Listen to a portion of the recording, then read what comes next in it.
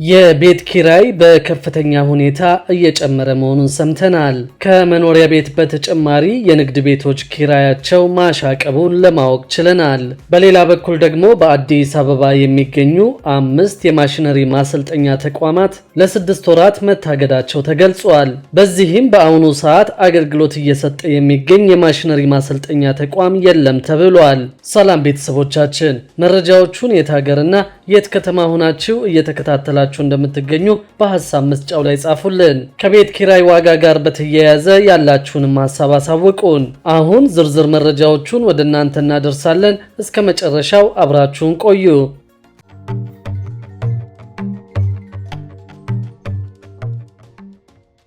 የኪራይ ቤቶችና የሱቆች ዋጋ እየጨመረ መሆኑን ያገኘነው መረጃ ያሳያል። መንግስት የአከራይ ተከራይ ሕግ በማውጣት በተለይም የኪራይ ቤቶችን ዋጋ ለማረጋጋት እየተንቀሳቀሰ ቢሆንም ከዚህ በተቃራኒ ዋጋው መጨመሩን ነው ለማወቅ የቻለው። በአከራይ ተከራይ መመሪያ መሰረት ውል ፈጽመው ቤት የተከራዩ ሰዎች ከአንድ ጊዜ በላይ የዋጋ ጭማሪ የተደረገባቸው እንዳሉም ለማወቅ ችለናል።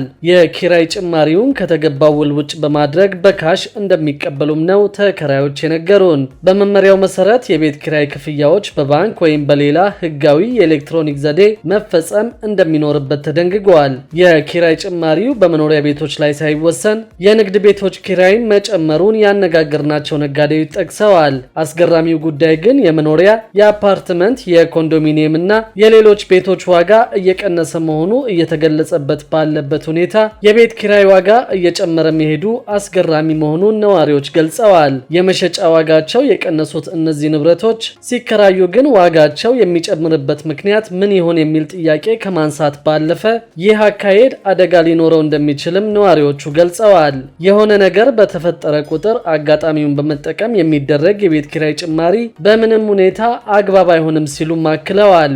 መንግስት የአከራይና ተከራይ መብትና ግዴታን ያስጠብቃል ብሎ ከወራት በፊት ስራ ላይ ያዋለው ድንጋጌ ብዙ መሻሻሎችን ያመጣ ቢሆንም አዳዲስ የኪራይ ውሎች ሲደነገጉ ግን እየተሰጠ ያለው ዋጋ መስመር እያለፈና ለህገ ወጥ ተግባራት በር እየከፈተ መሆኑንም ጠቁመዋል።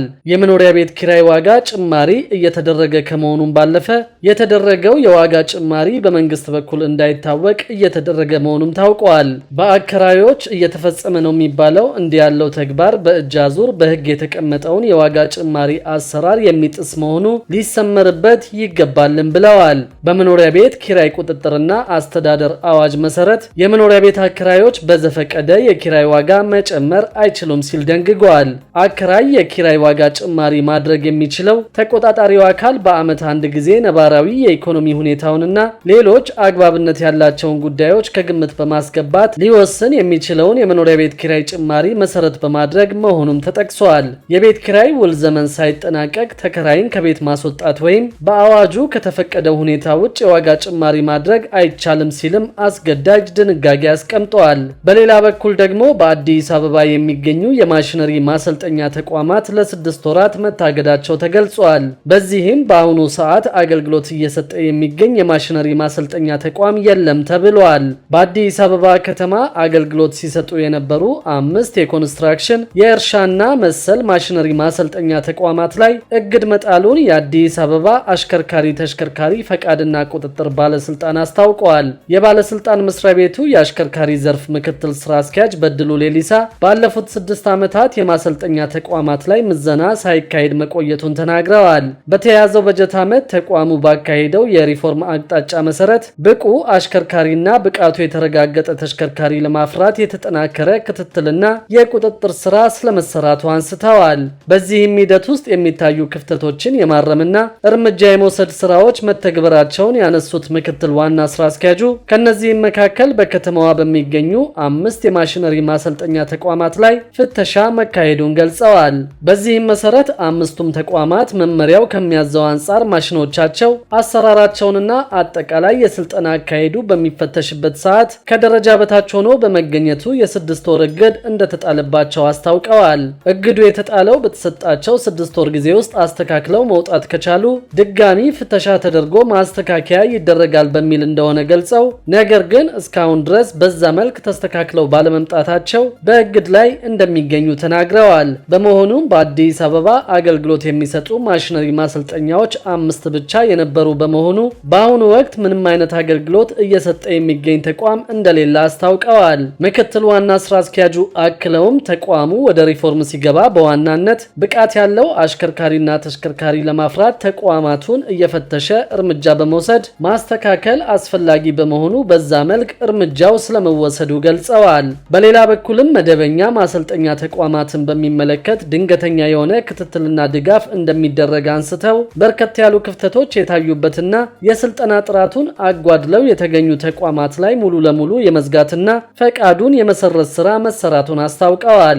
በሌላ በኩል ደግሞ ከነዳጅ ክፍያ ጋር በተያያዘ አዲስ አሰራር ይፋ ተደርጓል። በዚህም በትራንስፖርትና ሎጂስቲክስ ሚኒስቴር በኩል ለተወሰኑ ተቋማት ብቻ ክፍት የነበረው ነዳጅን በዲጂታል የመገበያየት አሰራር አሁን ላይ ተጨማሪ መገበያያዎችን ወደ ገበያው ለማስገባት እንዳስቻለ ተገልጿል። ይህንን ያሉት የካቻ ዲጂታል ፋይናንሻል አገልግሎት ዋና ስራ አስፈጻሚ አቶ አብርሃም ጥላው ናቸው። በግብይት ወቅት የሚፈጠርን የነዳጅ ህገወጥ ሽያጭ ለመቆጣጠር በሚል በቴሌብርና በኢትዮጵያ ንግድ ባንክ በኩል ብቻ ተጀምሮ የነበረው የነዳጅ ክፍያን በአሁኑ ሰዓት ሁሉንም የፋይናንሻል ክፍያ አማራጮችን በማካተት እየሰራ ሲሆን በዚህም መሰረት ካቻ የዲጂታል ነዳጅ ክፍያ አማራጭን ወደ ገበያው አስገብተዋል። መተግበሪያው ነዳጅ የሚቀዱ አሽከርካሪዎች በመተግበሪያው በኪውአር ኮድ በአጭር የጽሑፍ መልእክት ወይም ዩኤስኤስዲ በመጠቀም የሚገለገሉበት እንደሆነ ተነግረዋል። ካቻ ዲጂታል ፋይናንሻል አገልግሎት ከዚህ በፊት አሽከርካሪዎች የአጭር ጊዜ የገንዘብ ችግራቸውን ለመፍታት